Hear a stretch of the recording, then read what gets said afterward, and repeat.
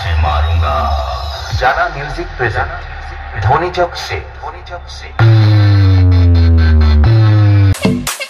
हाँ भाई सुनना, संभाल के पहुंच। हाँ भाई सुनना, संभाल के पहुंच। हाँ भाई सुनना, संभाल के पहुंच। और बंदे लोग को भी कॉल कर दे। और बंदे लोग को भी कॉल कर दे।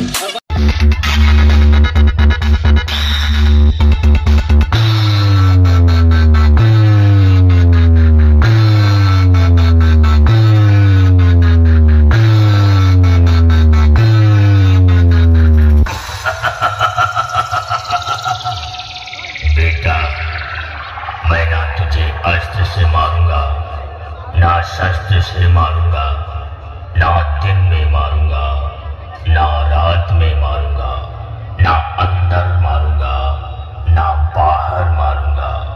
मैं तुझे अपने भेष और आवाज से मारूंगा।